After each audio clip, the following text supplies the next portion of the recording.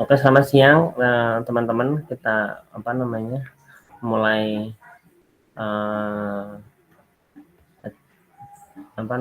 asistensi sore hari ini. Seberapa yang ada nanti biar teman-teman yang lain bisa menyusul atau menyesuaikan. Nah, kemarin sempat Mbak Dina WA aku, dipersilakan Mbak Dina sharing dulu. Ini tak rekam nanti biar sebagai bahan penilaiannya hasil dari rekamannya pertemuan hari ini. Silakan Mbak Dina. Gimana Kak? Yang kemarin data kredit untuk dipresentasikan untuk Saya belum selesai Kak. sama sekali atau udah ada sedikit-sedikit atau sejauh mana nggak apa-apa.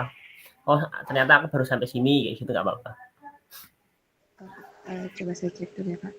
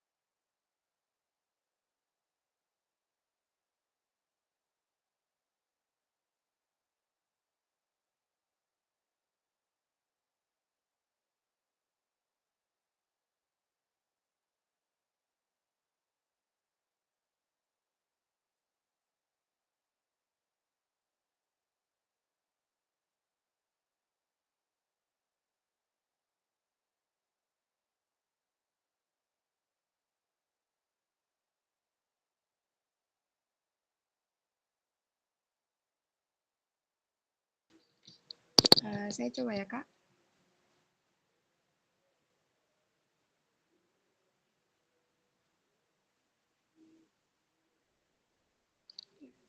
Silakan.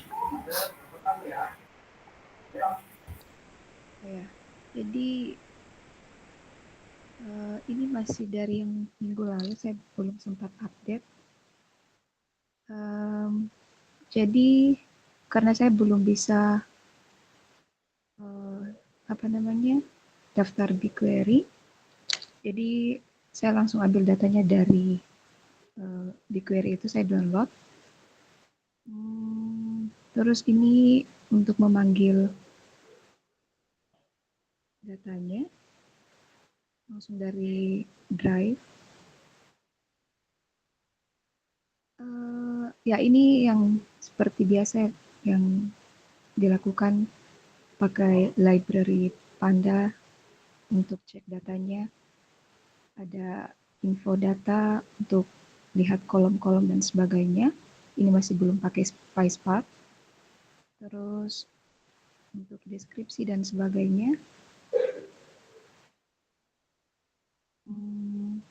Ada 25 kolom dan 8 baris yang terlihat di sini. Terus untuk melihat apakah ada data yang hilang dari setiap kolom atau setiap barisnya.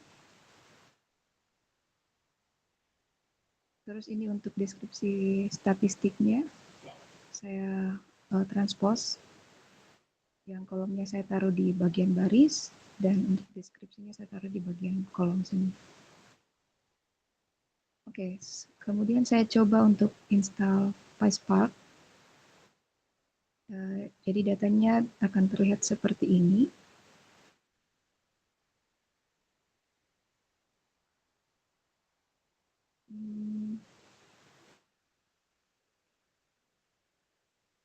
Oke, saya bingung mau jelaskannya bagaimana, Kak. Tapi ya kira-kira yang saya coba buat waktu itu pakai PySpark adalah untuk lihat deskripsinya dan juga melihat missing value di setiap kolomnya, sama seperti yang sebelumnya, tapi ini yang pakai PySpark gitu. Terus ya, saya coba transpose juga di bagian PySpark ini untuk bisa lihat lebih jelas. Kalau seperti ini kan agak panjang, jadi saya coba lihat dengan cara dijadikan baris. Untuk kolom-kolomnya saya jadikan baris.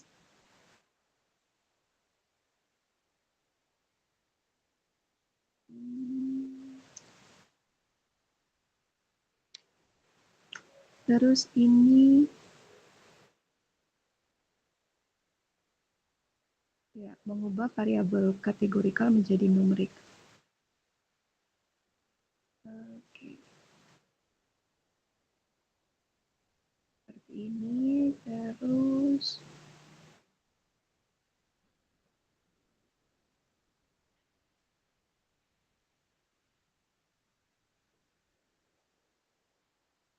oke. Terus ini saya coba untuk buat datanya, maksudnya saya mencoba untuk menskalakan datanya supaya dia ada di skala yang sama menggunakan standar scalar di sini yang ada di PySpark.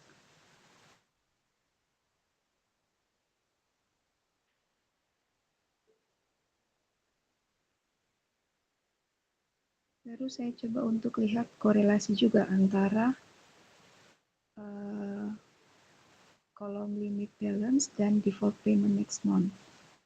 Korelasinya hasilnya ini minus 0,15, tapi saya bingung ini maksudnya bagaimana. Dan kemudian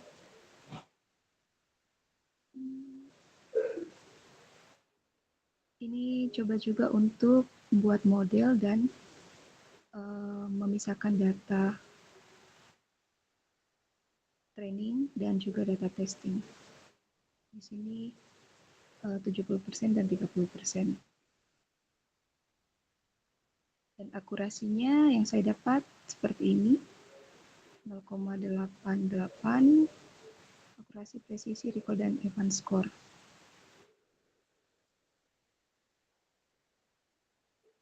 Dan terakhir, untuk lihat confusion matrix-nya, saya dapatnya seperti ini. Ya, kira-kira begitu dulu, Kak. Satu pertanyaan simpel aja. Bedanya pakai Spark sama yang biasa apa? Dalam penanganan datanya. Apa ya? Biar data lebih mudah dianalisis. Secara strukturnya, kalau data lebih mudah dianalisis kan karena memang datanya itu gede, terus pakai Spark supaya dia itu komputasinya lebih cepat secara strukturnya. Sadar nggak? Belum, Kak. Jadi dari variabel x, x, x, x-nya itu kalau di Spark itu kan dia dijadiin satu matriks kan. Ya. Nah itu bedanya. Kalau yang biasa kan dia nggak perlu dijadikan satu, bisa atau langsung dijadiin nampi bisa. Gitu. Oke, sudah. Terima kasih untuk Mbak Dina. Ini mungkin sampai nggak lama. Ini saya bisa stop sharing, Kak? Boleh.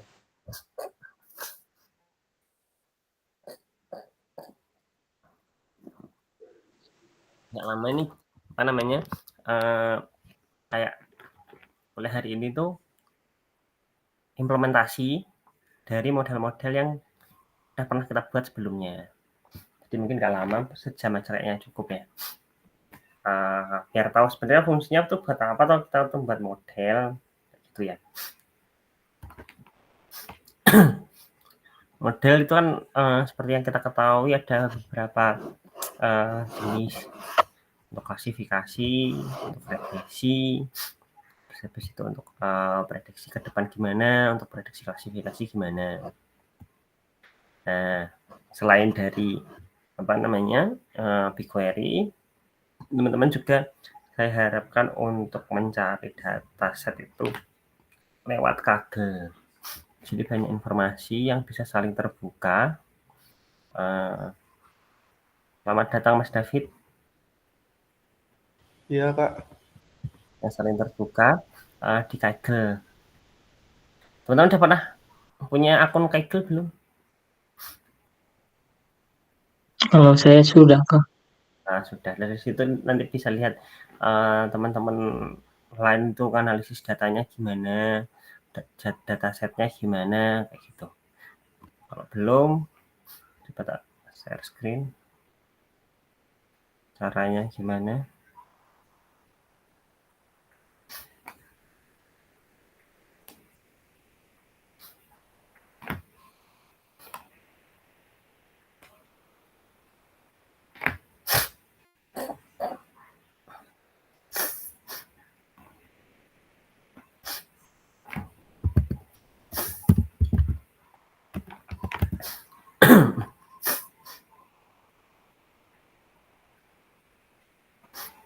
Nah, ini register mana? Oh, ada nggak sih?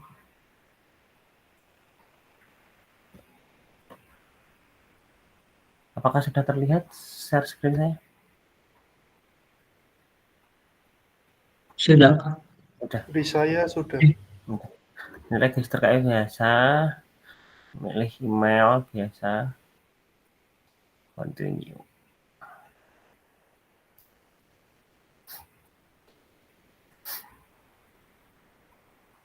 Nih tampilan Kaggle-nya. Di sini ada dataset, ini ada kompetisi. Teman-teman kalau mau melakukan kompetisi dari apa namanya data-data baru, itu bisa di sini. Bisa nyoba-nyoba di sini sendiri sebagai seorang data analis, data science.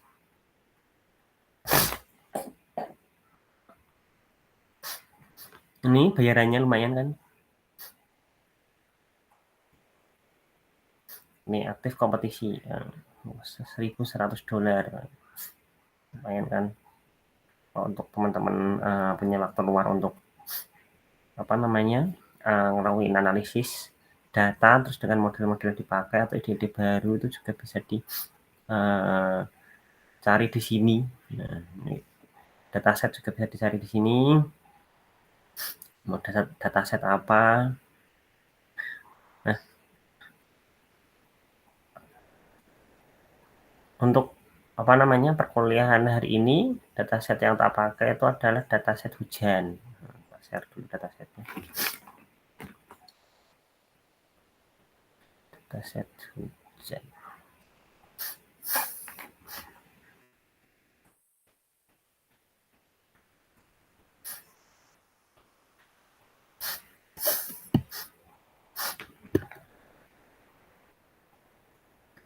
Dataset terdiri dari dua.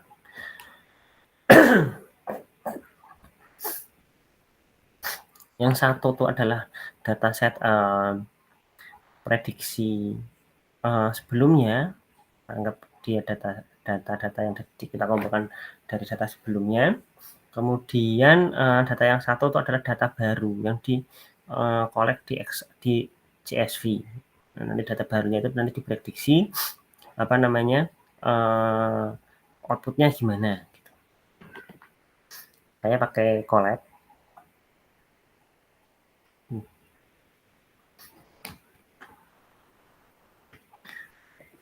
Collect.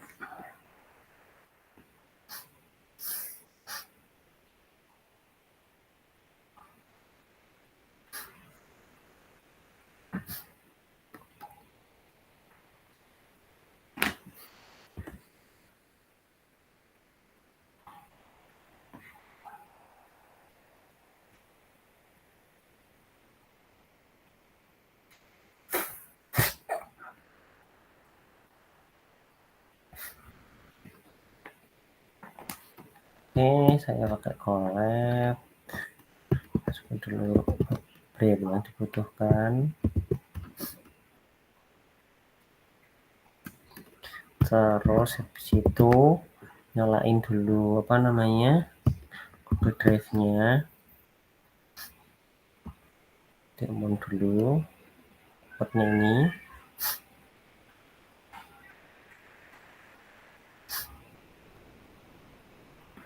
Connect ke Google Drive. Ini connect dulu, continue.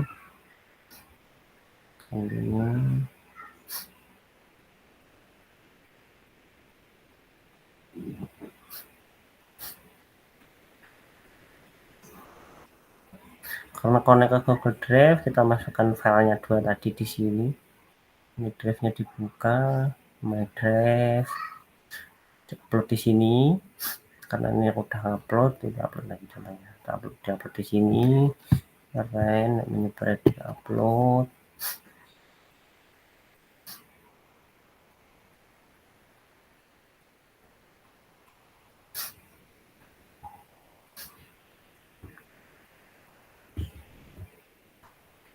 Ini filenya udah diupload di sini. Kalau file udah diupload di sini, untuk manggilnya kita nyari apa namanya pad-nya di mana. Caranya nih copy pad ini dia arahnya ke penyimpanannya kita. Kemudian kita panggil CSV-nya.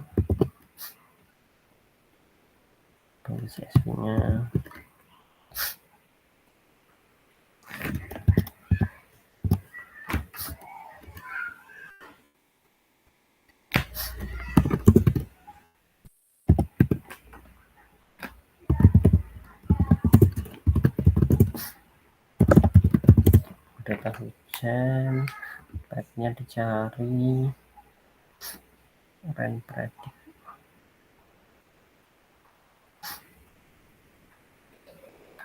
Rain predict CSV, copy pad-nya.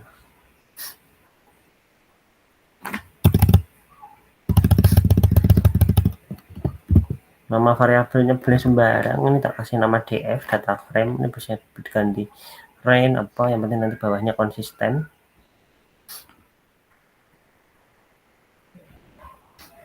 Kemudian dulu datanya.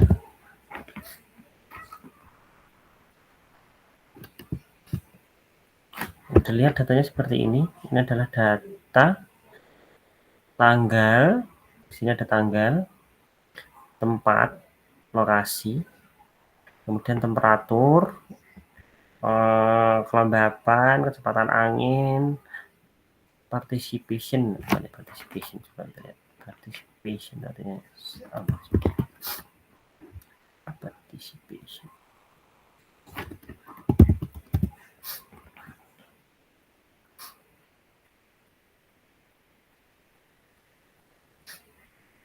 Liquid or frozen water from in the atmosphere and flux back to the earth. Nah, maksud dengan participation tuh ini. Nah, ini ada nilainya segini. Code cover, dia segini. Tekanannya ini di sini tuh untuk prediksi dia hujan atau tidak. Itu. Nah, ini kita akan membuat model dengan input ini. Kemudian akan diklasifikasikan apakah next itu dia akan hujan apa tidak. Ini kalau kita bisa lihat dari apa namanya, data ini bisa dibentuk dalam klasifikasi, bisa juga dibentuk dalam apa namanya, fitting. Jadi pakai LSTM bisa berdasarkan data sebelumnya, sort memori. Nah, ini datanya enak ini. Atau dibuat klasifikasi juga bisa. Seperti itu. Kita akan kupas dulu ini datanya.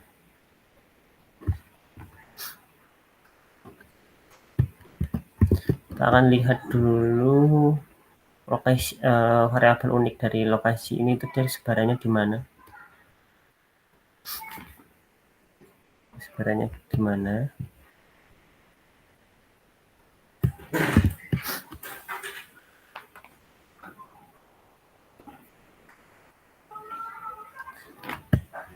Sebaran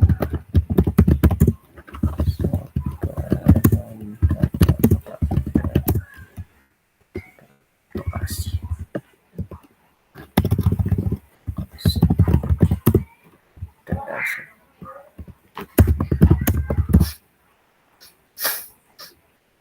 Ini variabelnya location count, df itu dari data df. Kita lihat kolom location, terus habis itu code-nya value count untuk melihat jumlahnya berapa. Kita lihat ternyata rata ya, jadi dari 73.100 data sebarannya nih sama nih, 306.55 semua. Coba dipastikan 55 1 2 3 4 5 6 7 8 9 10 11 12 13 14. Berapa sih jumlahnya? 1 2 3 4 5 6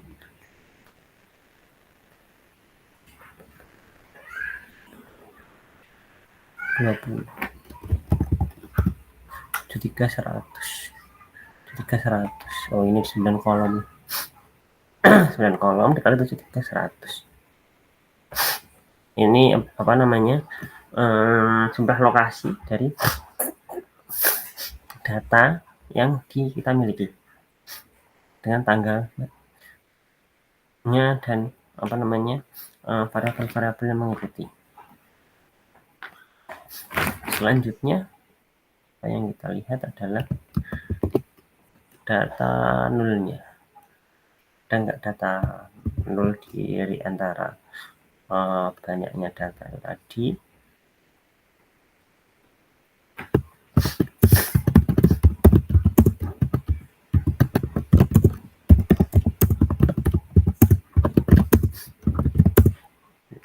Data set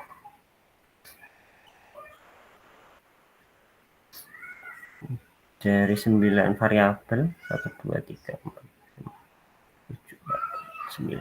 Ini nggak ada yang nol ya, jadi nggak harus dibersihkan, nggak harus di apa namanya, delete datanya. Jadi datanya kepakai semua. Bagus ya datasetnya. Selanjutnya apa yang kita buka itu adalah mau bikin apa namanya, grafik. Lihat dulu satu parameter, satu temperatur terhadap tanggalnya ini. Temperatur terhadap tanggalnya ini. Kita lihat dulu dia grafiknya kayak mana. Kita lihat dulu grafiknya kayak mana.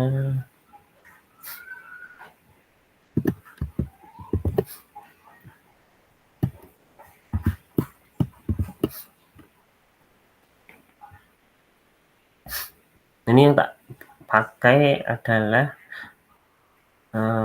dari data frame df, date-nya dikonvert dulu menjadi datetime. Library-nya matplotlib ya teman-teman. Nanti taruh di atas berapa. Library matplotlib.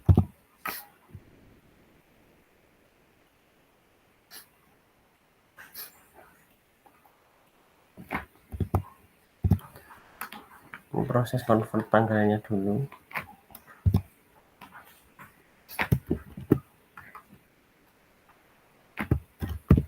Convert plot mata.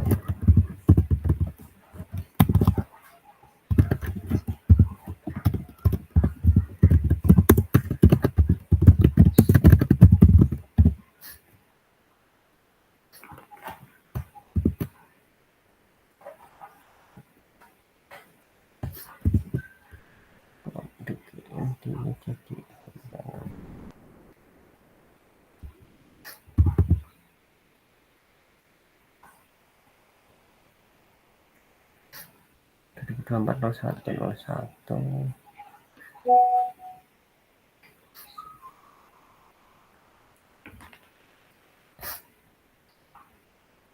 Ini apa namanya, format tanggalnya di-convert dulu. Karena kalau nggak di-convert ini biasanya dia error, dia antara dia kebaca string atau apa namanya, formatnya nggak sesuai. Selanjutnya di plot antara tanggal terhadap variabel temperatur dan humidity.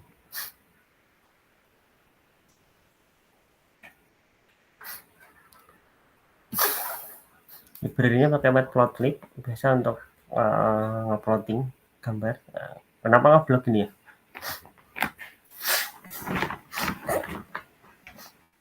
Kenapa ngeblok begini?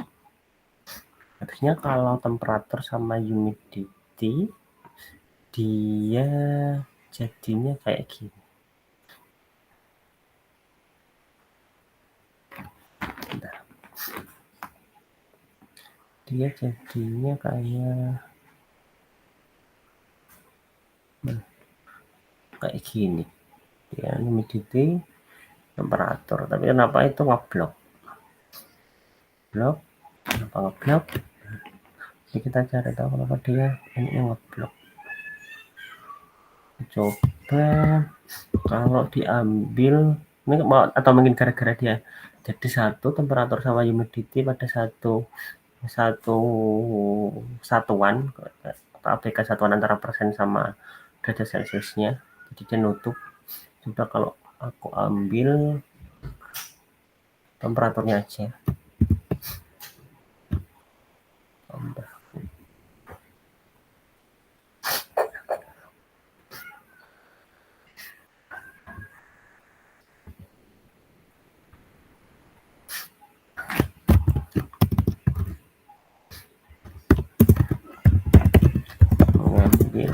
data temperatur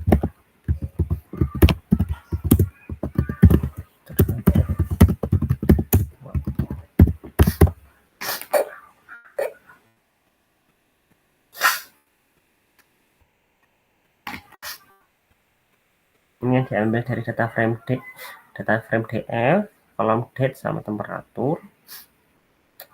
Query apa namanya, coding plot gambarnya kayak gini, labelnya ya label, judul, legend, rotasi, plot show. Kalau nggak tahu nih apa namanya, tanya aja pakai Google, ChatGPT pasti dikasih default template-nya kayak gini. Ini walaupun temperatur tapi dia tetap ngeblok ya grafiknya. Kita cari lagi apa dia ngeblok. Oh, coba kita apa nih, karena kebanyakan ya? Mungkin kayaknya lainnya kak, lain. Gara-gara Atau kebanyakan. Oh ya. Nah, coba di filter satu-satu, kita kupas dulu pakai filter tanggalnya. Minta batasin tanggalnya, start dari 24/01 sampai 31. Nah, apa namanya, diambil adalah date-nya sama date-nya, terus habis itu diplot. Jadi ini membatasi data yang diambil nggak semua, misal gitu ya. Batasi. Ini untuk analisis kita harus kupas satu-satu kayak gitu. Batasi tanggal. tanggal tunjukkan plottingnya.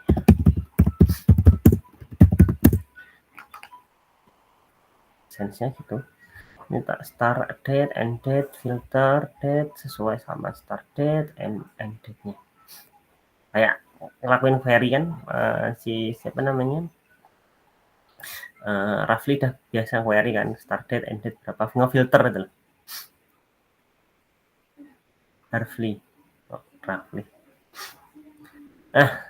dan semakin kelihatan. Nah, ini kenapa dia masih menumpuk seperti ini, tidak bagus ya. Atau cek lagi.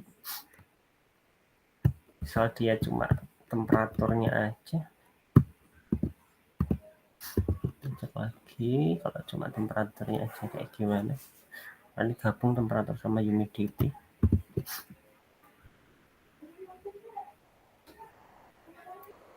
Wah, kayak gini.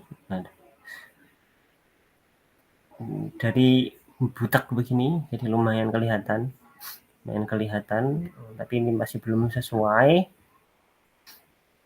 Kemudian, nah di sini nemu nih kenapa kok dia tidak sesuai sama semestinya data time series. Itu gara-gara ternyata pada data setnya ini kan banyak sekali kota ya.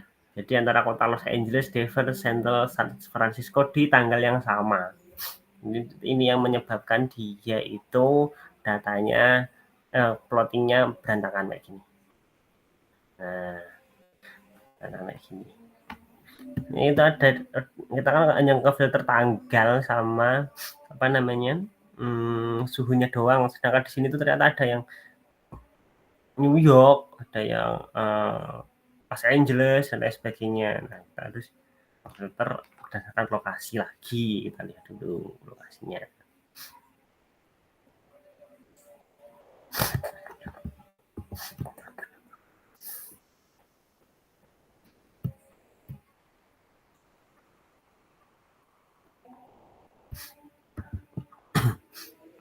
Di sini aku ngefilter ngambil New York sebagai sampel. Ambil New York sebagai sampel.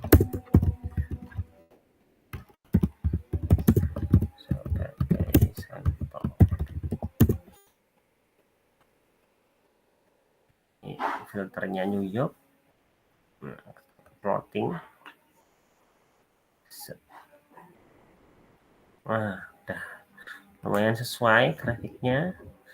Habis itu aku nerapin di New York dan sampel juga adalah date-nya, tanggal. Nah, ini ada tanggal, ada New York. Teksnya ini adalah filter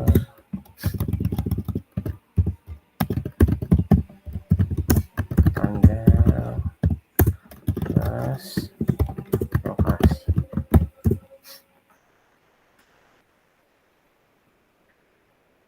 Ininya berulang-ulang sama terusnya, plottingnya disesuaikan aja.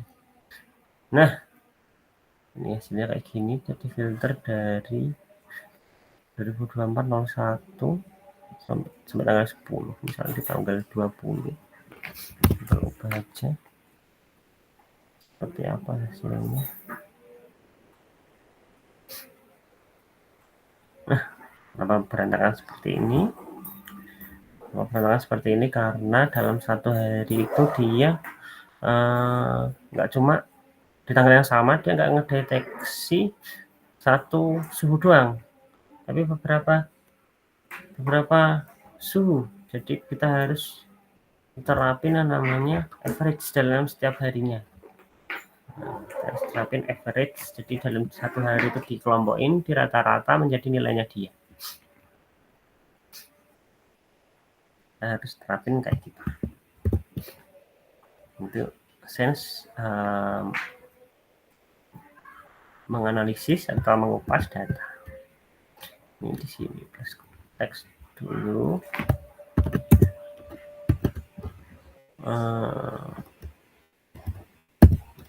buat rata-rata data setiap tanggal. Jadi misal 2024 01 itu ada 1000 data per harinya, itu enggak 1000 data ditampilin tapi dan diplotting, tapi dibuat rata-rata dulu, kemudian rata-ratanya itu sebagai nilai 2024 01 kayak gitu. Nah, di sini ada tambahan min-nya, rata-rata. Average temperature date New York Geography. Ada tambahan min-nya. Kemudian yang diplot sebagai apa namanya, X-nya itu adalah ini, average temperature beda. Di sini dinyatain untuk temperaturnya di rata-rata dulu untuk di plotting. Lihat hasilnya. Nah, normal kan kalau kayak gini. Ini apa namanya, grafik temperatur di New York. Ini enggak difilter tanggalnya berapa, ini seluruh data, tapi setiap tanggal di apa namanya, buat rata-rata. Tidak bisa kelihatan. Kalau data seperti ini bisa kita buat LSTM untuk prediksi data ke depan. Contoh LSTM seperti apa ini tak viewin dulu aja. Kalau untuk pembuatan LSTM itu nanti di next step. Contoh LSTM itu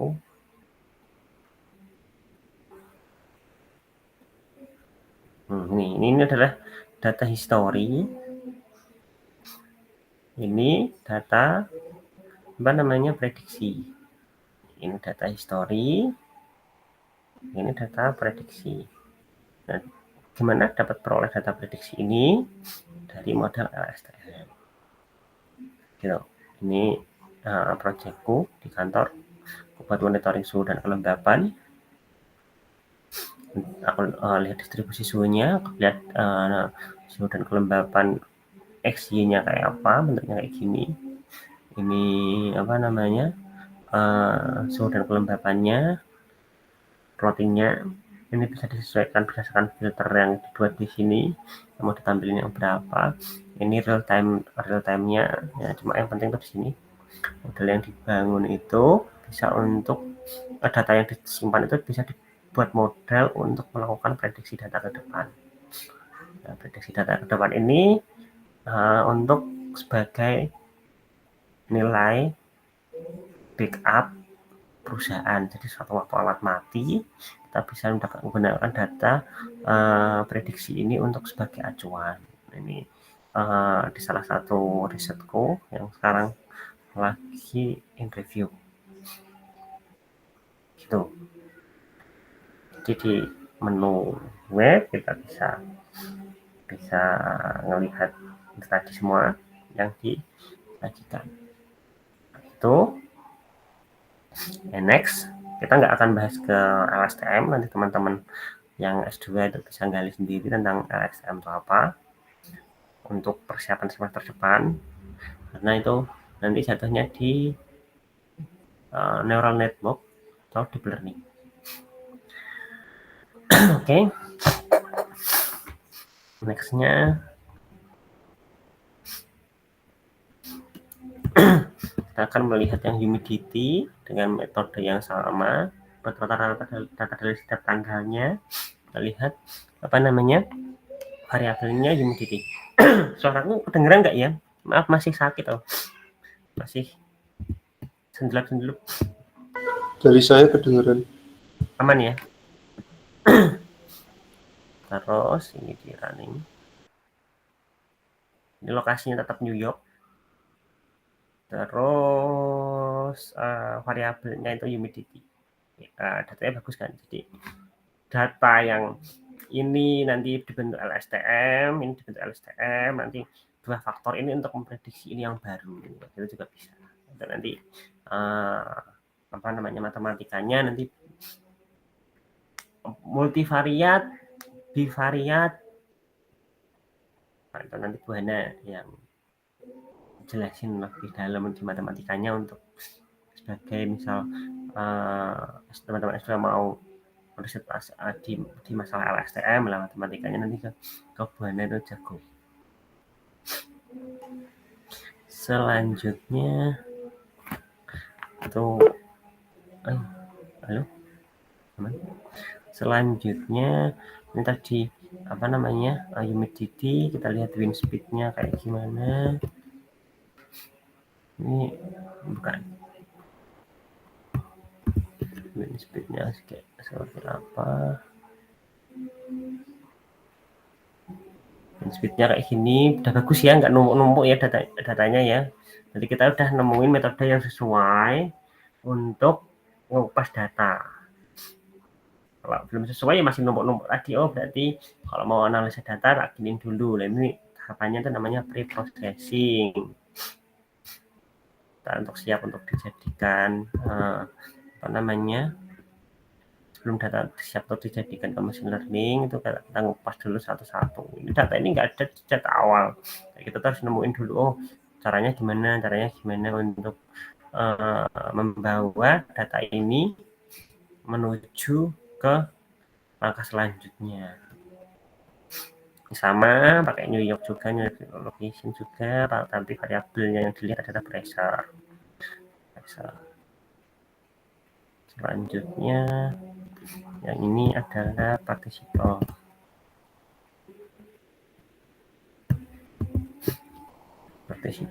Participation.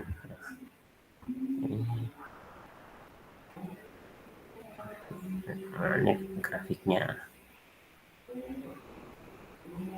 Kemudian yang terakhir itu adalah cold over.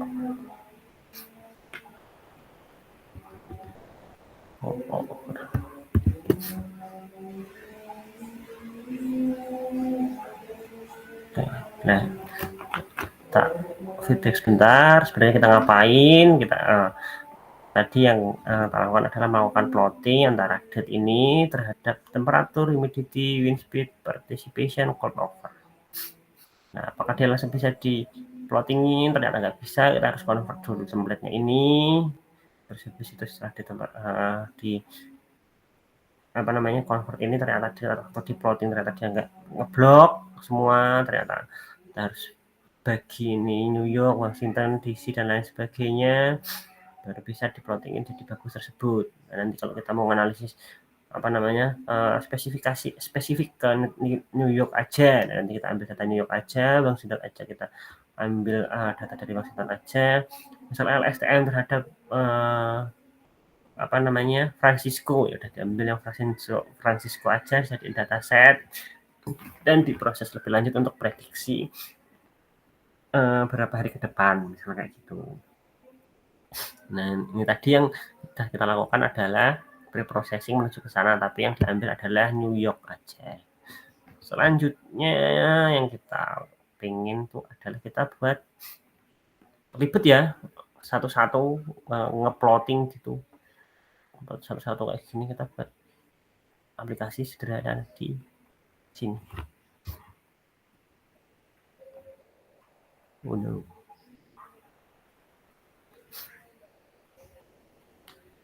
Kita buat aplikasi sederhana.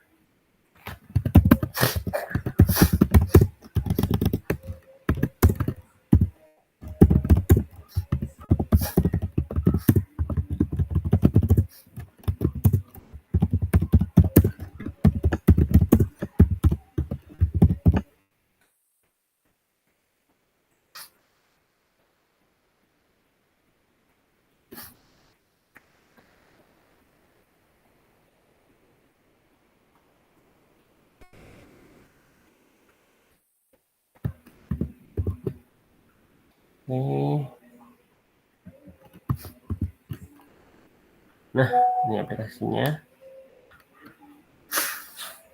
Kita kelompokin apa namanya inputnya, filternya itu ada pilihannya, dipakai add param, terus masukin aja input-input yang ada di dalam info tadi, apa apa aja lokasinya yang tersedia, kemudian parameter yang tersedia itu apa. Ini nanti kita langsung outputnya adalah apa namanya, plotting yang udah di rata-rata tiap variabelnya. Ini enakan buat aplikasi sederhana ini. Misal kita tadi kan New York ya, misal kita pakai ini for load. Pengennya apa? Load over dulu di running. Nah ini udah ganti nih lokasinya Carlot, variabelnya code over sesuai sama apa namanya indeks yang kita buat di sini. Coba di run kan. Nah ini jadi, udah bagus kan? Kita mau ganti apa Indianapolis misal. Yang mau kita lihat grafiknya apa? Misal wind speed, run kan. Jadi kan ini udah ganti wind speed, Indianapolis. Ini kalau buat paper tinggal di top aja bagian ini, mau ganti yang lain kita nggak perlu loading yang lain lagi, ganti aja portnya, mau lihat di parameter apa, precipitation misalnya, running aja. Dan ini jadi enak kan? Tunggu sebentar, saya ambil minum dulu.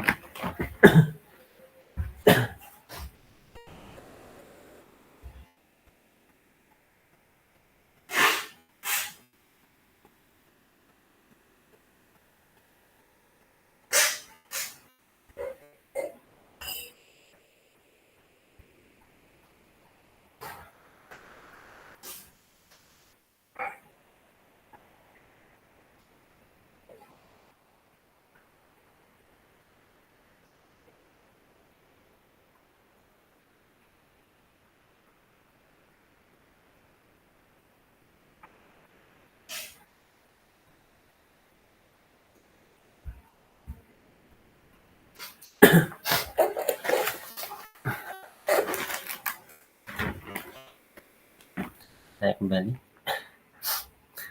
Nah ini enak ya, jadi kita bisa buat aplikasi sederhana kayak gini. Ini juga aplikasi sederhana kayak gini bisa masuk juga ke kalau kita sebagai web developer, bisa masuk ke dalam web developernya kita punya dataset, kita mau lihat ke atasan kita, mau lihat apa namanya, nggak usah ngoding satu-satu kan kayaknya panjang banget sebawah gitu ya, tampilin grafik semua. Terus habis itu kita bisa pakai sistem kayak gini.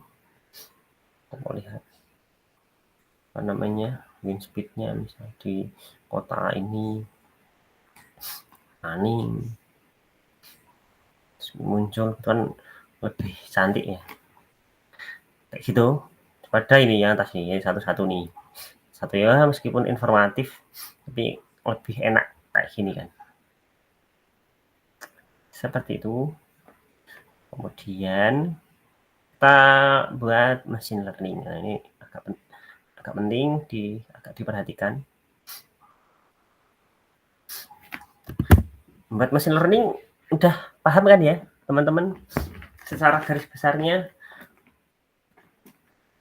kegiatan pembuatan machine learning itu ya XY bagi splitting, bagi berapa persen, terus habis itu milih model yang diinginkan untuk apa namanya buat machine learningnya, kita evaluasi conversion metric kayak gitu-gitu. Udah ada gambaran kan ya kita ngomongin apa? Iya, Kak. Aman? Dina udah ada gambaran Dina? Iya, Kak. Sudah. Oke. Machine learning nanti Pak kasih apa namanya view sebentar untuk kalau datanya time series. Sebenarnya yang disebut dengan model itu tuh visualnya kayak gimana. Kita buat machine learning. Tujuan dari ini berarti kalau kita lihat variabelnya itu adalah klasifikasi next itu hujan atau enggak berdasarkan variabel-variabel yang ada. Ini jam 7 setengah 8 sudah selesai machine learning.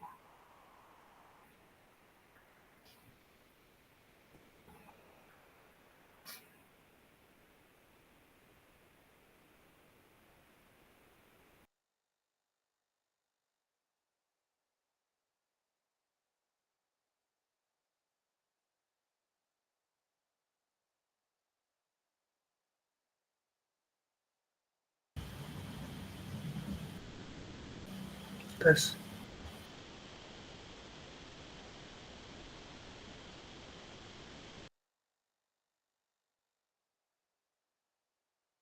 Kak, screen-nya nge-stuck, Kak.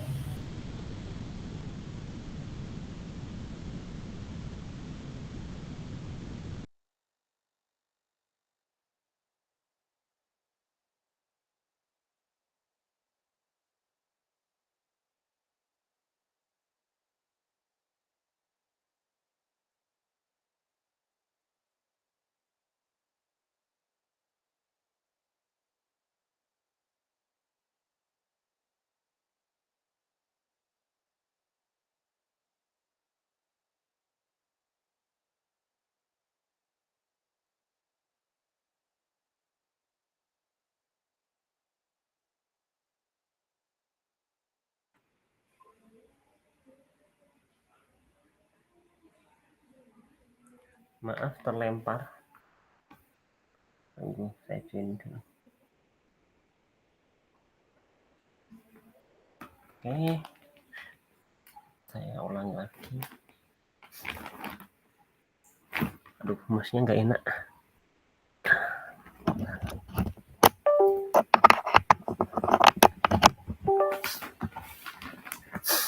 Buat mesin learning. Kalau udah pada mudeng gitu, seneng saya. Jadi teman-teman tinggal kembangin aja. Oke. Bentar. Oh, ini sampai sini ya. Kita buat mesin learning.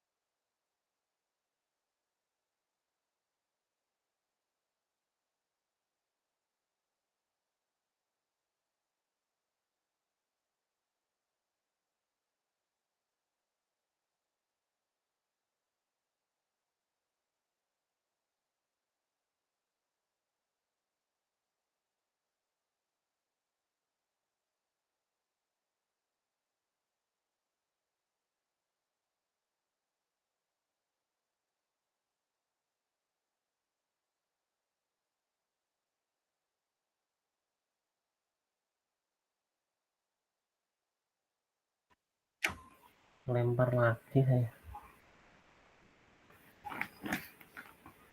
Oke, lanjut. Semoga nggak kelempar lagi.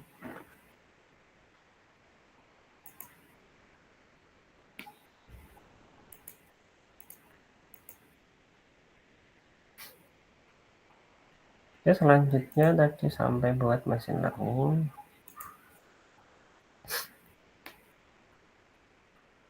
Buat machine learning. Kita buat machine learning, berarti variabel yang nggak dibutuhkan itu ada date ini sama location. Karena kita memprediksi ini, kita nggak membutuhkan lokasi ini karena akan curah hujan dimanapun lokasinya. Kalau variabel yang diukur itu seperti apa ya, dia akan bisa memprediksi. Jadi di dua kolom ini di drop dulu. Kita buat variabel baru namanya new df atau bisa diganti new hujan. Artinya di sini dari variabel df di drop kolom date and location. Ini itu. Selanjutnya cetak new df. Nah ini UDF nya. Nah, udah nggak ada variabel date sama lokasi. Oke. Terus udah kayak gini, biasa kita menganalisis korelasinya antar variabel seperti apa. Analisis dan korelasi. Analisis korelasi.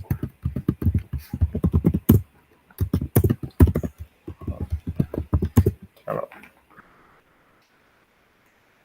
dicek dulu antar variabel memiliki keterkaitan seperti apa.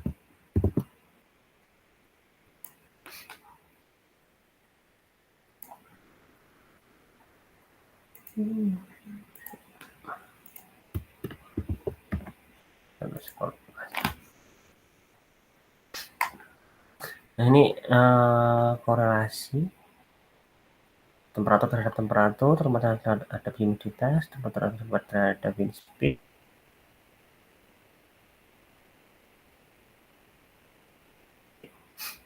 Kita mau lihat apa namanya heat map-nya biar lebih enak dipandang mata. Oke,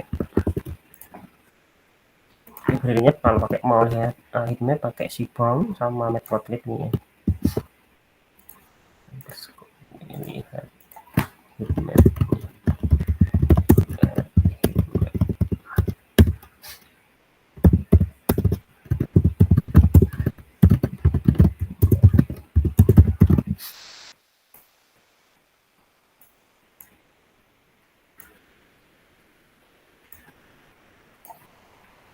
Atas cantik, udah nggak usah.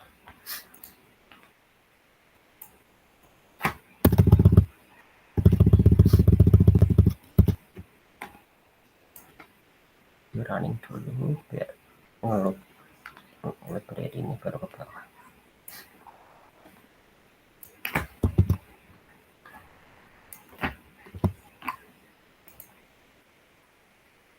Nah ini heat map-nya.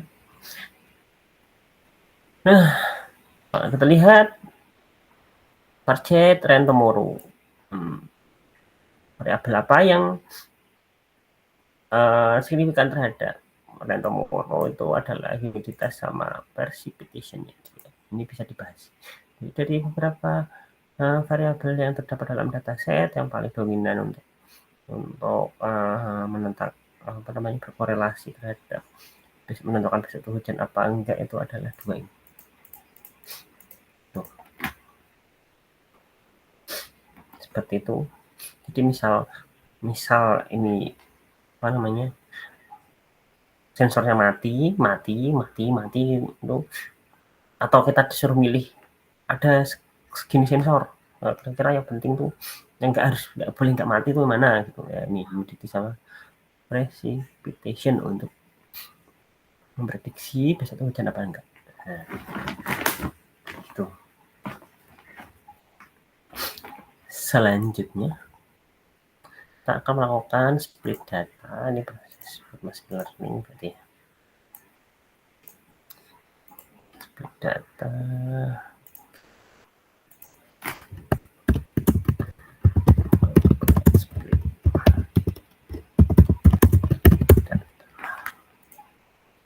Oke.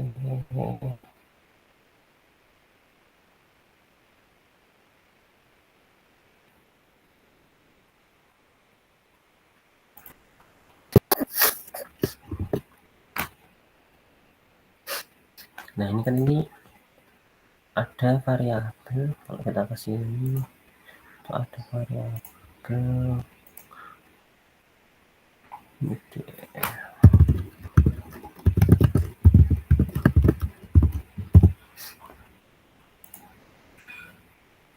di sini ada rate tomorrow-nya masihan, sedangkan ini kan sebagai y-nya. Nah ini tak jelasin tadi yang tak maksud ke Dina tadi, kalau di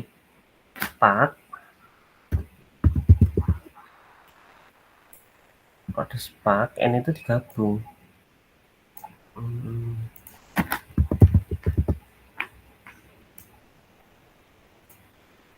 variabel ini digabung jadi satu vektor atau satu matriks gitu.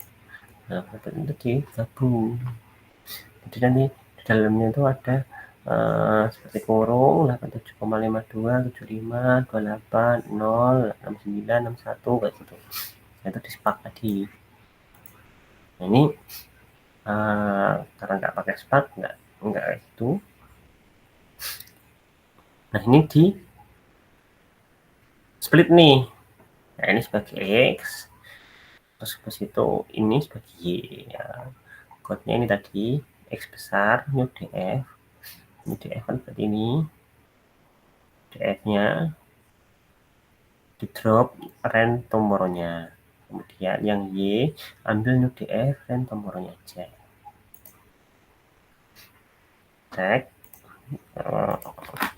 jalan belum, harusnya di jalan ya. Nah, ini ada sendirian, satu dataset sendirian. Itu sudah nge-splitting, kemudian kita akan ubah dia dalam bentuk numpy array.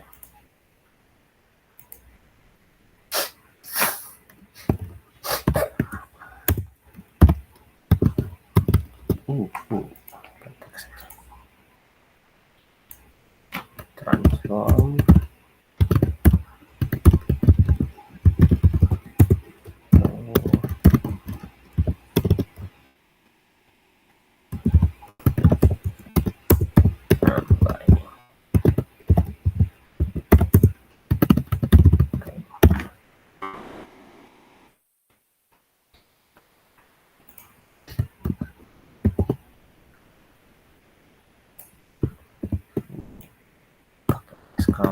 scalar. Ini ada library lagi yang ditambahin, dia pakainya adalah current standar scalar. Ini fungsinya nanti untuk membuat range nilai di variabelnya itu nggak gede-gede. Habis itu manggil numpy juga.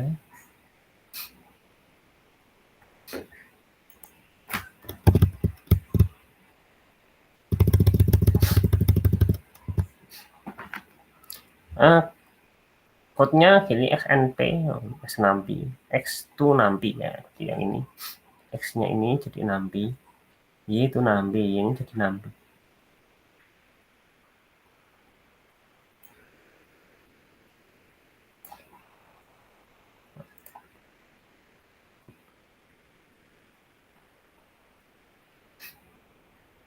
Scalar standar scalar is not defined, berarti ini belum dinyatakan. Oh, kenapa belum dinyatakan? Karena ini belum di running. Jadi hari ini standar scalarnya kita turun ke bawah dulu, run. Oke, kita lihat ini yang di print cuma xscale doang. Coba taruh numpy itu kayak apa, kita lihat ya perubahannya dia itu seperti apa.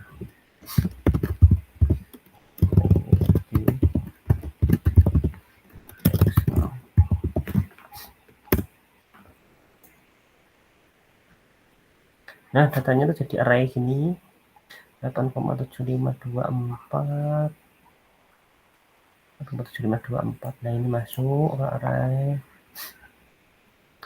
terus 7,56 ini masuk, jadi ini itu jadi dalam bentuk array. Nah, dalam bentuk ini data baris pertama, baris kedua, dan seterusnya. Ini hampir sama kayak Spark ya. Jadi ini jadi kayak Spark ya. Udah jadi numpy array. Y-nya harusnya sama. Harusnya itu cuma satu tok. Karena kan ada satu variabel.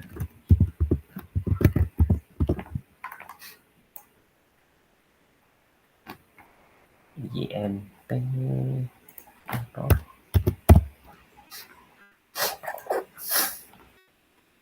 sama 001. Mudah. Terus fungsinya scalar apa? Nah, scalar itu adalah ini dari 8,75 dia berubah dari jadi segini. 7,5 dari segini. Ya untuk menghemat biar komputasinya nggak berat karena angkanya udah gede. Dia di scalar, skill. Ini fungsinya standar scalar tadi. Oke. Nah, teman-teman bisa nyoba kalau satu dataset di scalar sama enggak, nanti hasilnya itu ngefek apa enggak, nanti bisa buat teman-teman trial sendiri, bisa dibahas sendiri di tugas akhir kalau pengen nyoba fokus di bagian itu, bisa dicoba sendiri. Oh, ternyata ada dampak signifikan ketika melakukan scalar dibandingkan sama yang enggak, berarti kita harus wajib pakai scalar misalnya gitu. Jadi teman-teman gali informasi yang di dalam, enggak yang manut. Mas Yusya bilang pakai scalar bisa mengemukakan, ditulis dengan baik, dibuktikan hasil evaluasinya ternyata lebih bagus pakai scalar lah, itu sip sekali. Kemudian adalah tahap selanjutnya bagi X-test dan Y-test seperti biasanya.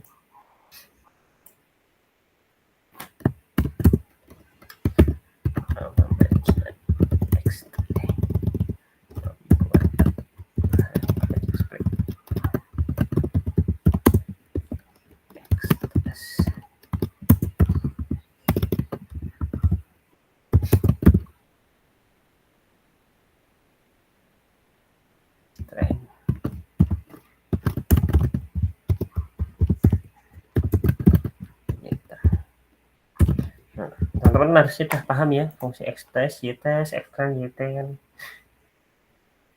X-train, Y-train berfungsi untuk bahan modelnya dia. X-test, Y-test itu untuk uji model apakah dia itu hasil yang diperoleh itu baik apa enggak. Nanti ada metode K-fold juga, jadi dia X-test, Y-testnya itu akan di random, nanti secara random untuk memastikan model yang kita bangun itu baik apa enggak. Seperti itu.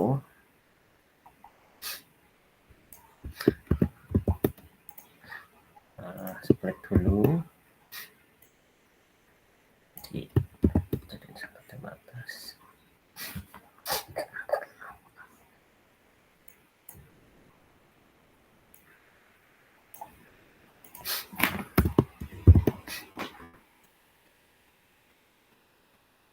Pakai scalar untuk bagi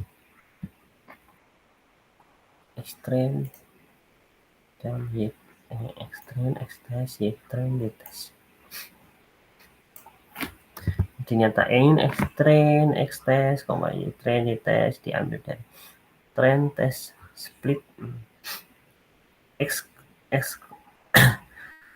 scale, berarti kan yang udah di skala tadi scale-nya.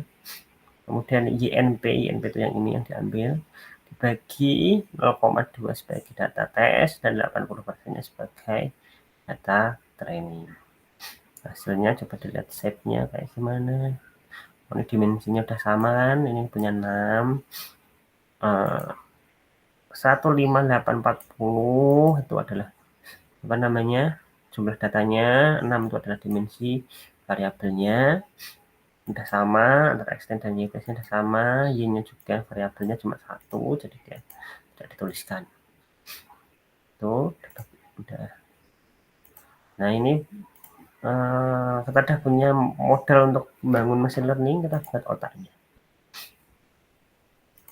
Ini aku bilang buat otaknya biar paham, biar gampang diterima, karena sebagai seorang data scientist kita lebih ke buat otaknya daripada buat, kalau orang IT itu dia membuat manajemen. Mas Arfli pasti sering buat manajemennya, admin input yang bisa buka apa namanya, admin out CRUD, terus habis itu dari itu manajemennya gimana, yang buka yang bisa di bagian administrator itu sampai sejauh mana, user sampai sejauh mana. Nah, kalau IT itu lebih ke situ. Biasanya kalau data science itu langsung narik dari database-nya. Database bisa sama-sama digunakan orang IT sama data science. Nah, yang ngelola sebagai second app-nya itu orang data science untuk klasifikasi dan lain sebagainya. Mungkin tampilannya nggak sebagus orang IT dalam visualisasi websitenya, tapi kalau untuk klasifikasinya, nah itu kerjaannya kita untuk membangun otaknya tersebut. Oke, ini membangun model analoginya, atau bisa dibilang otaknya lah. Otak dari klasifikasi. Sebenarnya kalau kita buat klasifikasi A, klasifikasi B, terus habis itu regresi, kita tuh lagi bangun otak dari sistem yang ingin kita terapkan.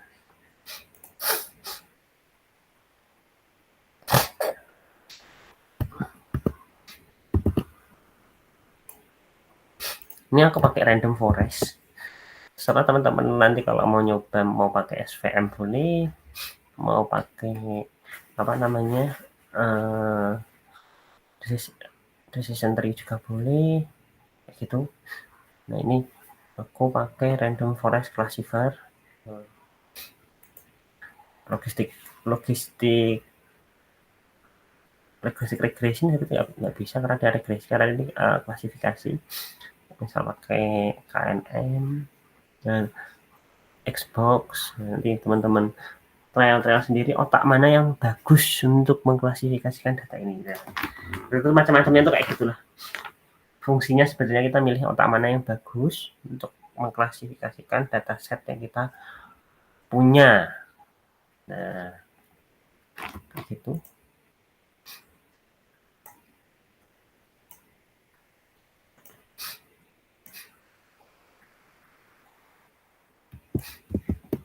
Nah, otaknya ini selain machine learning juga bisa dipakai deep learning juga.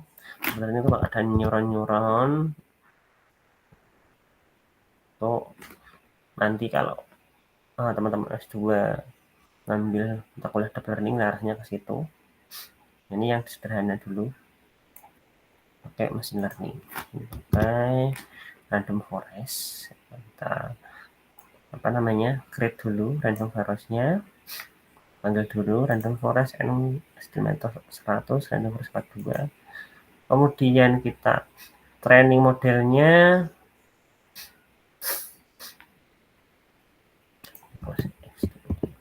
Ini langkah ini itu adalah memanggil random forest dan dikenakan pada datanya kita.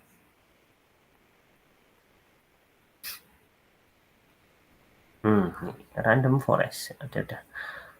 Di step ini dia sudah membentuk sesuai pakai S-train-nya kita dan D-train-nya kita. Ini bentuk model.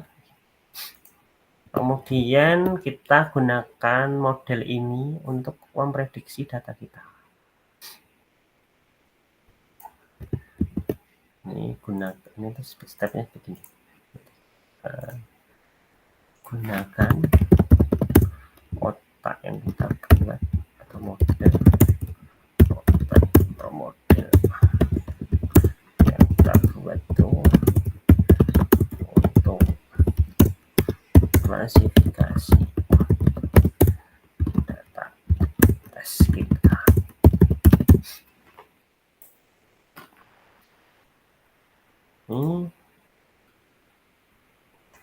Nah, ketika sudah sentang berarti dia sudah bisa bekerja. Nah, udah kerja, kita sebagai pembuat itu harus melakukan evaluasi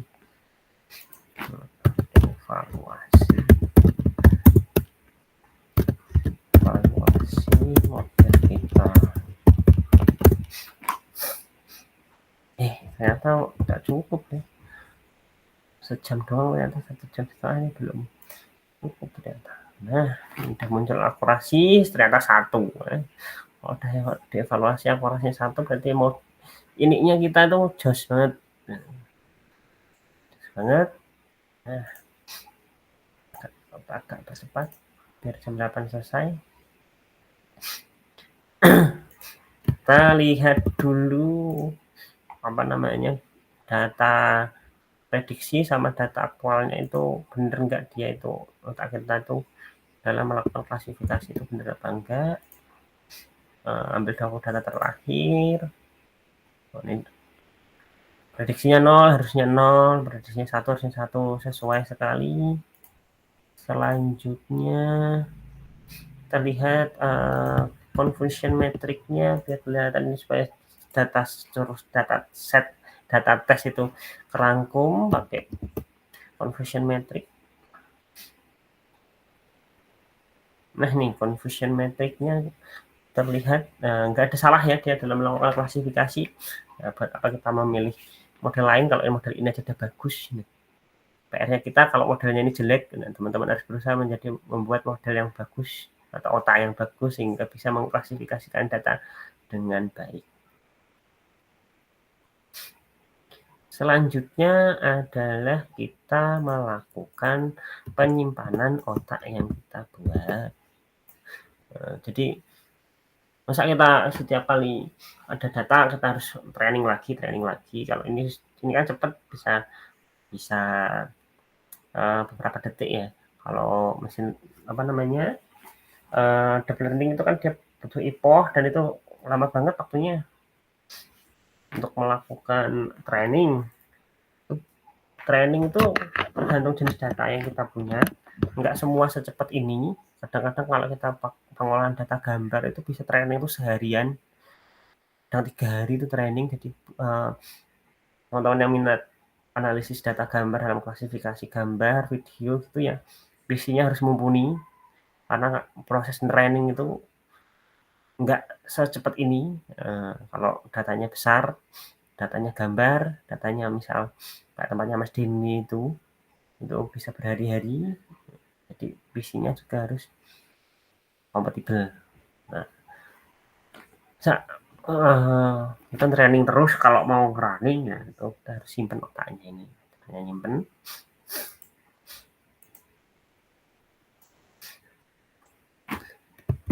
Kita panggil dulu import pickle.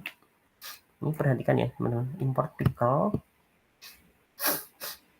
Kita kasih nama, ini simpan dulu, dia akan disimpan di mana? Konten trend, ini konten trend di mana? Konten trend, apakah dia akan disimpan di sini? Model pickle,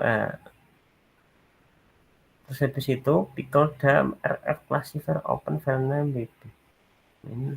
Ini code untuk nyimpen apa namanya? Modelnya kita yang buat tadi. Ini bisa di screenshot atau di pause dulu, nanti pas lihat lagi sebaran. Nah, ini jadi file ini nanti bisa dipanggil untuk melakukan klasifikasi. Itu jadi file.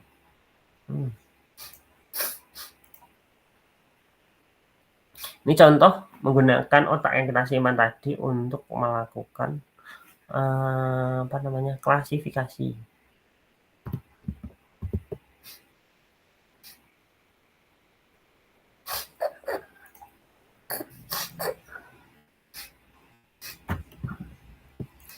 Berarti ini adalah manggil modelnya simpan.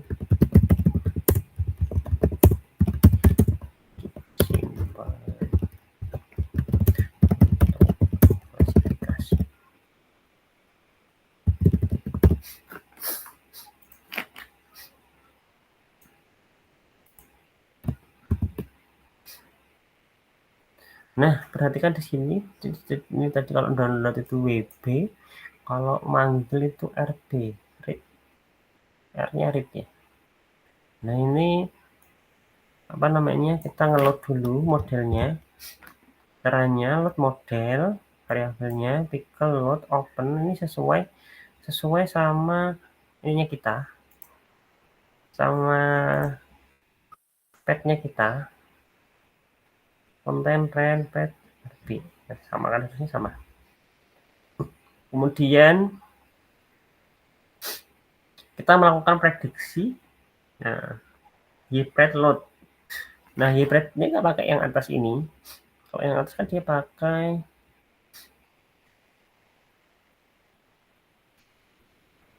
RF classifier dot predict ya. RF classifier kan ini. Modelnya kan di sini. Kalau pakai yang barusan dijalankan ini RF classifier indeksnya. Nah, ini karena kita pakai load yang udah disimpan tadi. Nah, prediknya pakai load model ini. Menunjukkan bahwa dia memprediksinya pakai otak yang sudah kita simpan. Itu. Kita lihat akurasinya, akurasinya sama kan 1. Selanjutnya kita mau lihat hybrid load-nya.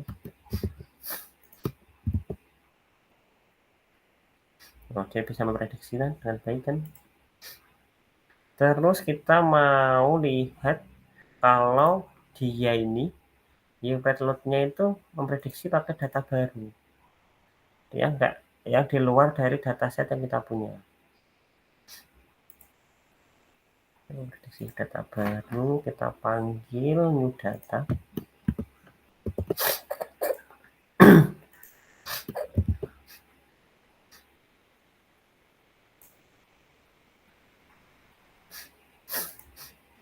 Tadi kan ada 2 data toh yang tak share di grup, new data sama rent predict. Nah, untuk apa namanya? Untuk data barunya yang new data. Bedanya apa? Pakai Excel-nya.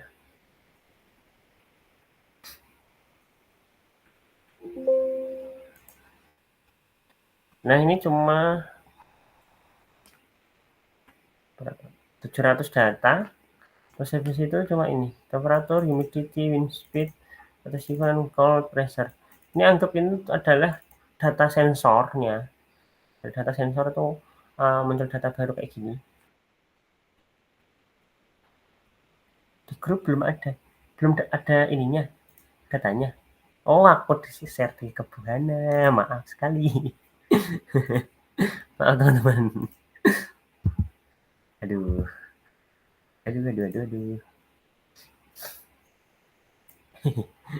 Maaf ya.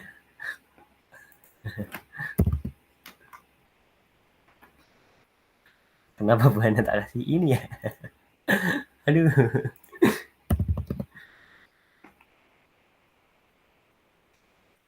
Nah, ini.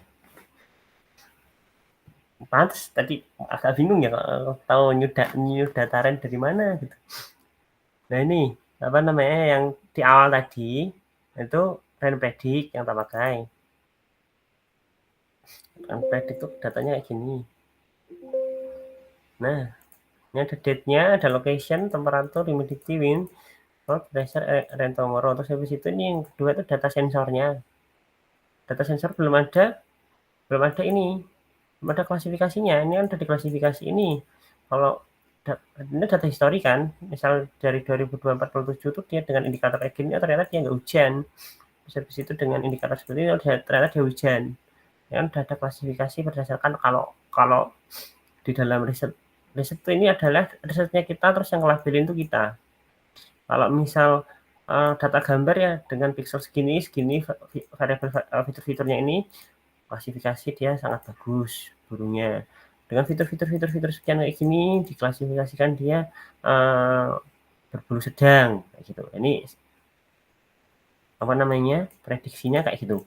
Yang ngelabelin itu adalah yang melakukan observasi. Terus data baru berarti kan dia belum dilabel. Belum ada labelnya kan? Nah, serahkan pada otak kita. Ini dilabelin sama otak kita nanti. Kayak gitu. Paham sampai sini? Mas, ini. Jadi kalau di data baru kan, cek Mas, cek. Kedengaran nggak Mas? Dengaran. Oh, kalau di data baru kan itu kan belum ada Y-nya kan, Iya. Y prediksinya. Nah, Itu, iya. itu nanti yang Jadi klasifikasiin otak kita. berarti bisa kah kalau misalkan kalau saya coba kayak macam pakai cluster yang begitu Mas? Maksudnya kayak gimana ya? Oh, kalau Atau kan iya ini iya karena dia belum ada Y-nya, kita kan iya iya. klasifikasi, ya kan? Temanya kan klasifikasi. Kita Iya. buat otak dulu. Ini misalnya ini Harvey menganalisa apa ya? Yang gampang ya kalau di penjualan misal gitu ya. Misal di penjualan ini ada fitur itu adalah Nutri-Gel, Nata de Coco, bla bla bla ini bahan-bahan di penjualan gitu kan. Terus itu setiap fitur ini kan ada keuntungan kan, ya Iya, kan?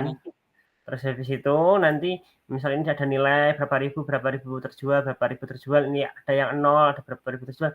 Di sini nanti Harvey bisa langsung ngitung, ngitungnya berapa, langsung ditulisin di sini untung. Kalau penjualan segini sebulan, oh rugi. Penjualan segini, oh ini apa namanya? Bakbo itu apa namanya? Tidak untung tidak rugi itu apa? Netral kayak gitu ya. iya. Ya kan? Nah, itu Iya. kan melalui proses panjang di mana si Harvey harus ngitung satu persatu itemnya untuk menentukan dia untung rugi, untung rugi, untung rugi gitu. Anggap itu sudah dilakukan sama Harvey itu sampai berapa datanya? Iya, 73.100 data. 173. Nah, kita akan bikin otaknya Harvey atau kegiatan Harvey itu untuk melakukan klasifikasi di data yang baru. Otomatis kalau di data yang baru kan kita belum ada hitungannya. Ini anggap Harvey belum ngitung nih segini. Ini padahal ini harusnya Harvey ngitung dulu biar dia tahu klasifikasi dia untung rugi apa namanya atau tidak untung tidak rugi. Berarti kan kegiatan Harvey dalam melakukan klasifikasi itu kalau misal dalam satu data ini Harvey butuh 10 menit untuk ngitung dia, oh ini kategori untung, ini rugi, ini untung, ini rugi. Nah, ini ada 700 data lah, berapa menit pekerjaan Harvey yang harus dilakukan untuk mengklasifikasikan ini. Hari ini untung, besok rugi, untung, ini rugi, ini untung, ini rugi. Sangat-sangat banyak menit kan. Nah, kita pakai yang namanya machine learning, dia langsung bisa cepat dalam melakukan analisa itu. Jadi dia di sini belum ada indeksnya. Jadi indeksnya itu nanti yang menilai itu otaknya kita, modelnya kita yang dibangun tadi. Oke. Nah, Mas, saya tadi salah kaprah, Mas. Soalnya, maksudnya saya pikir kayak misalkan nih, kalau model yang kita bangun memang apa namanya klasifikasi, tapi misalkan kayak macam bisa bisa tidak di dalam model itu kayak misalkan kita tambahkan kayak macam untuk clustering, tapi ternyata nggak bisa kan, Mas? Soalnya kan model yang kita bangun Bisa, kan, oh bisa. bisa. Kita nganggep misal ini ya. Jadi arahnya bukan klasifikasi, tapi arahnya adalah cluster. Namanya cluster adalah Iya, cluster apa namanya? Itu kan ada tanggal toh. Ada iya, iya, tanggal Mas. dari sebelumnya. Kita hilangkan data ininya. Kita hilangkan data Rentomoronya ini. Nah, ini angka penjualan ya. Kita hilangkan Y-nya. Anggap ini jatuh untung rugi kita nggak tahu. Nah, nanti jatuhnya data itu akan mengarah ke oh dia itu kategori apa namanya bulan dengan penjualan tinggi atau klaster kedua atau klaster ketiga. Iya, iya. Kayak gitu. Nanti misal dia bentuk dalam data kayak pembelajaran unsupervised itu adalah yang kita nggak tahu dia itu sebenarnya akan membentuk berapa kategori. Nah, sedangkan kalau supervised itu udah tahu oh antara dia apa namanya Y-nya itu tuh golongan 1, golongan 2, golongan 3 yang kita labelin sendiri. Kalau unsupervised itu tuh berdasarkan dari data itu tadi, dia akan dikelompokkan, oh ini, oh ternyata tuh apa namanya, dia dalam kelompok 1, oh ini kelompok 2, ini kelompok 3, tapi nggak tahu kita itu kelompok 1, kelompok 2, 3 itu berdasarkan apa. Itu dicari lagi, oh ternyata dia berdasarkan apa namanya, jumlah penjualan dalam bulan itu atau dalam tahun itu. Nanti bisa diklasifikasinya tuh gini, oh dari ring tanggal 1 sampai tanggal 20 itu tuh adalah penjualan yang high. Terus habis itu dari bulan berapa sampai berapa itu ternyata penjualan yang rendah, berapa sampai berapa itu penjualannya middle. Akan bentuk 3 klasifikasi. 3 clustering. Di mana clustering itu belum ada di data. Gitu. Jadi beda penanganan dan beda sudut pandang. Iya. Oke, Mas, siap. Apa namanya, asiknya gitu sih. Jadi dalam satu data nanti kita bisa interpretasikan banyak hal. Semakin kamu bisa menggali banyak dari data tersebut dan tepat, itu value-nya itu di situ. Karena pekerjaan ini itu juga pekerjaan kreatif ya, kayak kreator gitu ya. Oh ini lanjut untuk klasifikasinya, ada 747. Jadi malam minggu nih teman-teman nih. Ini next step adalah aku melakukan klasifikasi pakai data baru yang tak panggil, tak kasih variabel new data. Kemudian kita lihat dulu datanya. Ini tak selesaiin karena ini apa namanya penting ya. Ini udah belum ada prediksinya ke depan itu apa. Jadi kita melakukan prediksi itu.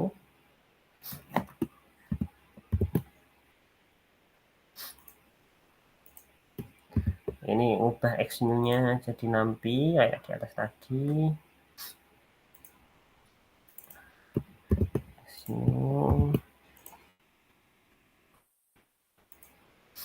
Kemudian kita melakukan fit, mengenakan data baru ini pada otak yang kita buat tadi. Jangan lupa standar scalernya, karena ini belum di standar scaler, biar inputnya sesuai sama apa namanya model yang udah di otak yang udah dibuat tadi. Kita harus menyamakan input.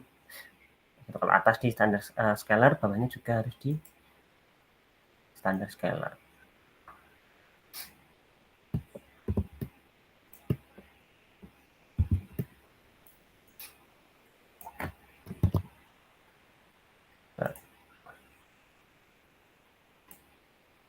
Kita lihat transformasinya. Nah, ini dari gede-gede jadi lebih kecil. Pakai standar scaler ya tadi. Selanjutnya kita kenakan apa namanya model otak-otak yang tadi ke nampi yang sudah di standar scaler.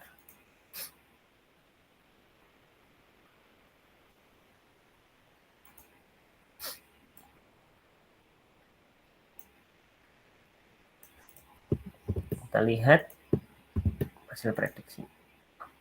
Nah, ini hasil prediksi dari semua datanya. Jadi kalau dilihat dari data yang Excel tadi, data ini nanti nggak hujan, data ini hujan. Nah, ini urutannya kayak gitu. Ini 2 tadi nggak hujan, ini hujan, ini nggak hujan, hujan. Data urut kayak gitu. Kemudian kita lihat kalau misal tanpa standar scaler, hasilnya kayak gimana. Kenakan ini kita buat jadi 2, coba dia tanpa standar scaler.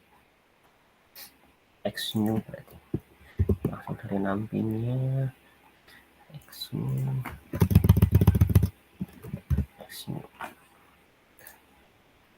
Nah, ini data dikenakan modelnya kita lihat datanya.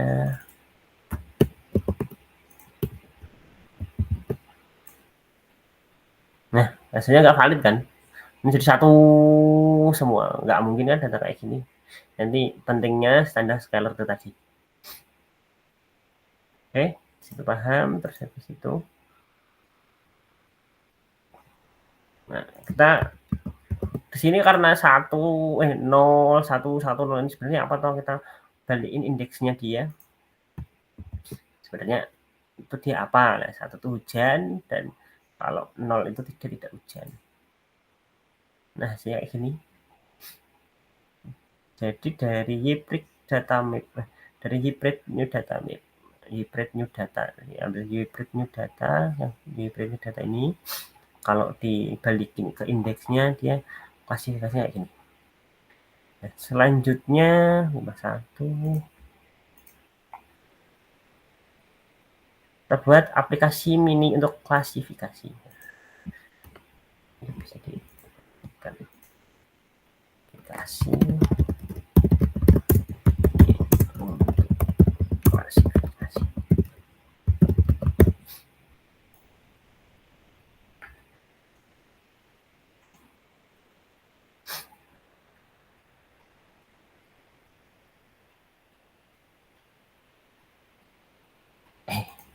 Ini pagar.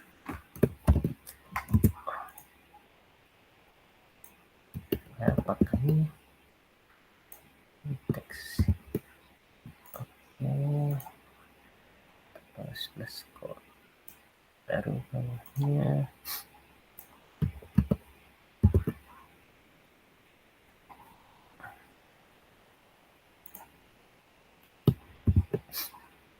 Nah, ini adalah aplikasi mininya. Ini kayak yang di atas tadi, temperaturnya bisa kita isi berapapun, wind speed-nya bisa kita isi berapapun, pressure-nya bisa kita isi berapapun. Dari ini kita bentuk dia jadi apa namanya, data frame dengan nama new data. Selanjutnya dia dalam bentuk vektor. Terus habis itu kita convert jadi NumPy dulu. Jangan lupa digunakan scalarnya, nanti kalau nggak di scalar dia akan salah prediksi. Kemudian cetak scalarnya ini, kemudian di sini kenakan dia modelnya otak kita terhadap X new scale-nya, kenakan ini. Selanjutnya adalah kita akan melakukan apa namanya, doubling-nya, hasilnya seperti apa. Contoh. Nah, jadi dari inputannya kita ini, outputnya dia adalah hujan. Itu yang lebih bagus kita pakai ini, apa namanya, slider. Pakai slider. Slider, kalau mau lihat slider kita ini type-nya di sini slider. Nah, min max-nya ini bisa disetting min max. Nah, min max ini kita bisa lihat dari minimalnya 0, maksimalnya kita bisa lihat dari apa namanya, info di atas ini. Jadi variabelnya dia itu maksimalnya di berapa? New data info.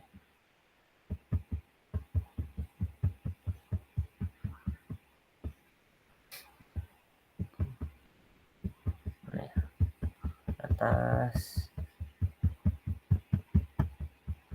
Oh, nih misal dari. Nah, dari sini ini nanti bisa dilihat dia maksimalnya berapa untuk nyeting slidernya. Misal cut off covernya max-nya berapa, describe salah mas, df describe ya kalau nggak salah ya. Coba df describe.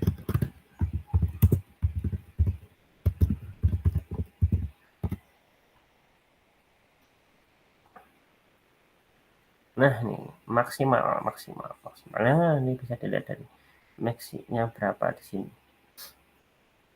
Max-nya berapa? 1039 untuk nyeting slidernya dia. Jadi ini bisa dimasukin sebagai inputnya. Temperatur, humidity, wind speed, participant, cloud cover, pressure. Ini min slidernya 0, maksimalnya misal 100. Minnya 0, maksimal 100, maksimal 30 itu disetting di bagian sini slidernya. slidernya di sini. Nah, ini misal kita setting segini, kita runkan dulu, outputnya apa? Oh, hujan.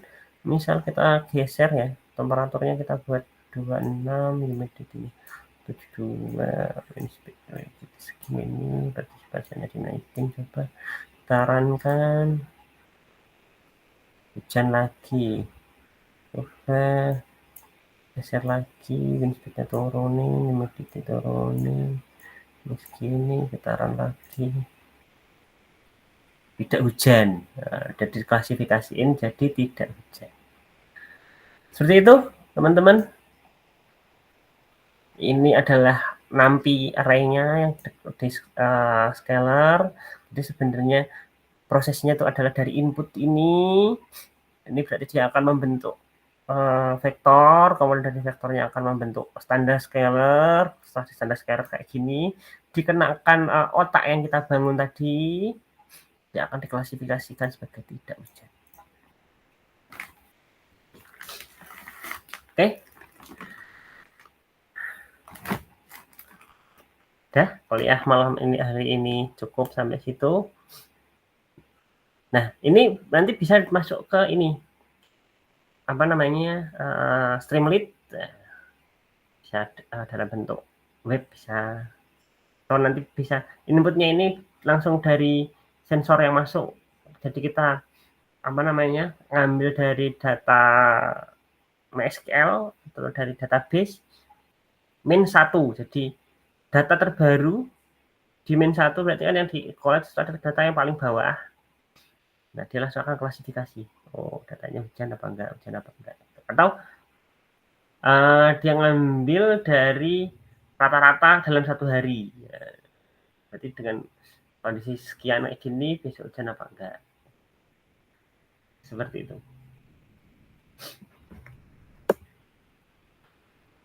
Oke.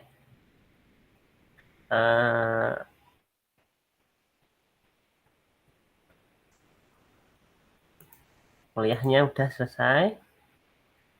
Teman-teman kalau mau leave boleh, atau kalau mau tanya juga sebisanya akan saya jawab. Seperti itu. Mana nih?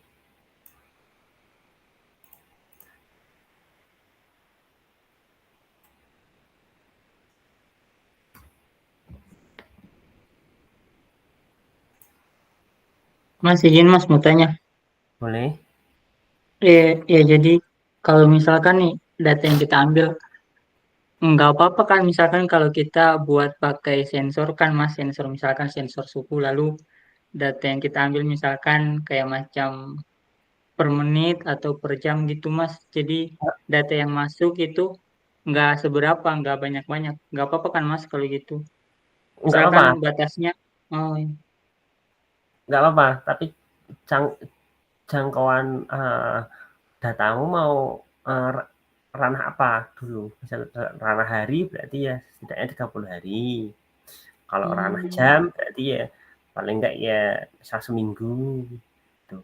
Jadi history itu Iya, mempengaruhi iya. prediksi. Itu kalau cuma menit ya cuma sejam gitu untuk beberapa menit ke depan gitu ya udah bagus. Nggak klaimnya kayak gitu. Tuh.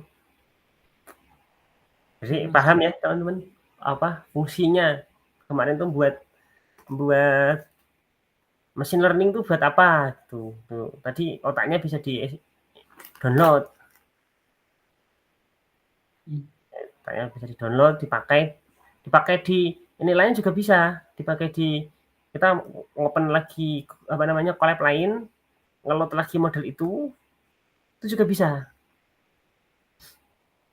gitu. Untuk prediksi data yang baru Mas. Iya, di dalam Iya, cloud yang baru. benar. Ya rekamannya nanti di share sama aku Anda.